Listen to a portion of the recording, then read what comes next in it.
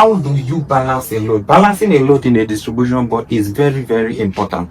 Now, most of you will be having issues in your distribution board that one of the phase will kind of getting born every time, while others will be okay.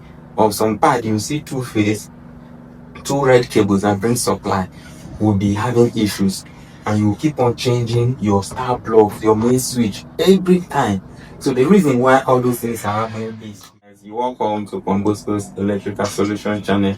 So we are glad to have you. If this is the first time of you coming across this channel, all you need to do is just to click that subscription button and make sure you turn on your notification icon. What that notification icon does is it notifies you of whenever we drop any post or any video. So it notifies you, so you come and see it and learn. So this video here, I'll be taking you through the process of how you can install a distribution board perfectly as a professional electrician. And what you will learn on this video is how to balance your load in a distribution board as well, and some of the things you need to put in place to ensure the distribution board is well and properly installed.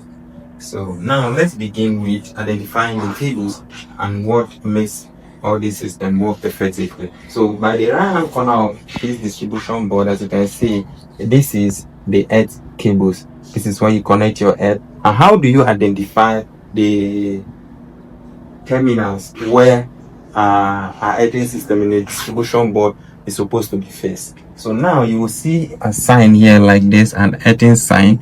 So but this sign is not what really determines where you install your earthing cables or where you install it. So what determines it is when any terminals you see like this that is attached to the body of the distribution board, just like this one. As you can see, they are in contact with each other.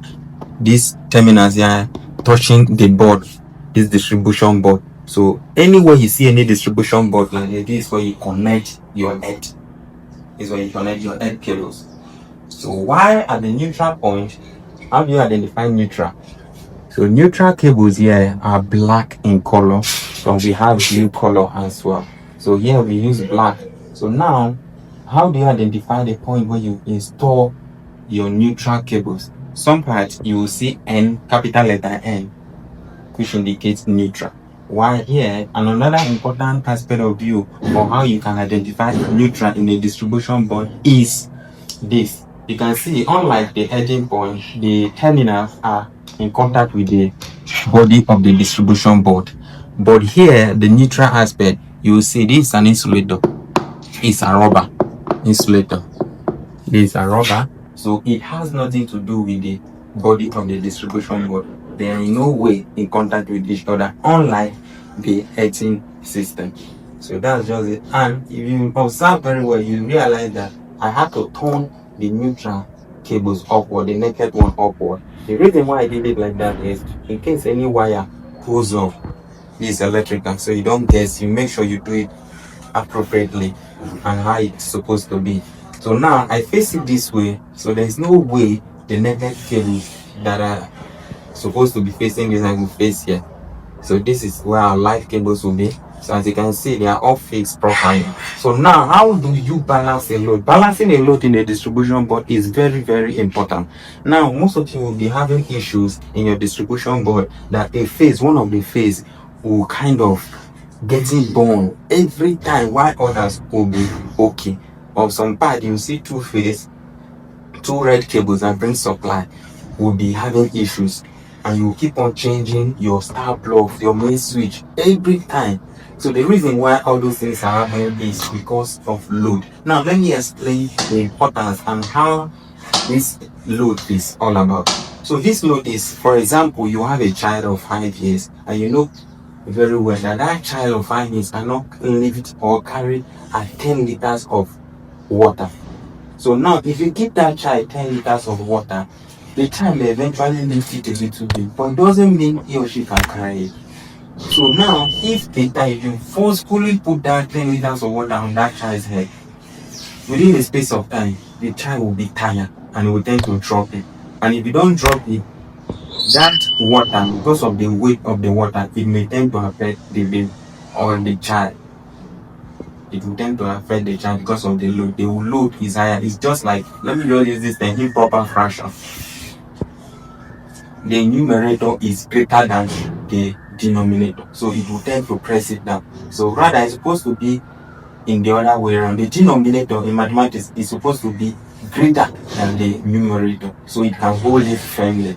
Imagine, so that's just it. So in order for you to know how to properly balancing the load in the distribution board, as I had earlier stated, it is very, very important. But mind you, this is a disclaimer. Just so you know, if you are not a professional electrician, don't try this. Make sure you're an electrician, a professional electrician, and you abide by electrical code in your country. So now, here, how do you balance the load?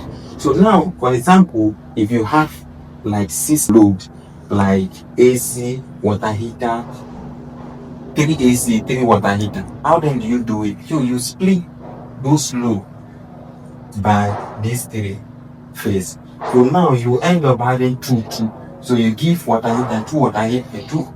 AC and water heater will go on one phase. AC and water heater one phase. AC and water heater one phase. Then you divide it as well. You divide the socket as well. You do it like that, so that each phase will have the same load they are carrying. I don't know if you understand me. Each phase will have the same load they are carrying. Not the situation where one phase will tend to carry like 4 water heaters or 4 AC, while the other ones will carry lesser.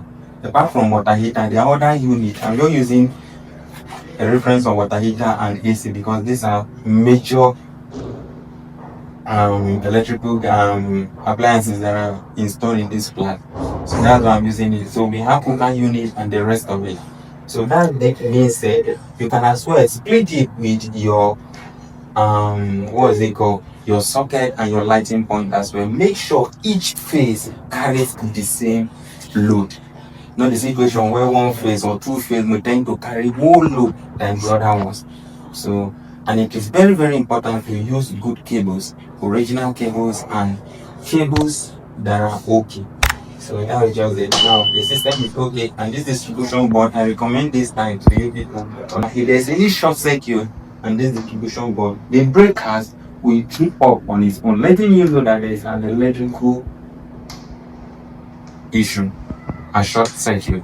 So it will, or unlike other ones, somewhat, even if there's a short circuit, the breaker will not tend to trip up by itself. It will be behind. So that being said, if you are new on this channel, just click the subscription button. Thank you and God bless you. You are home.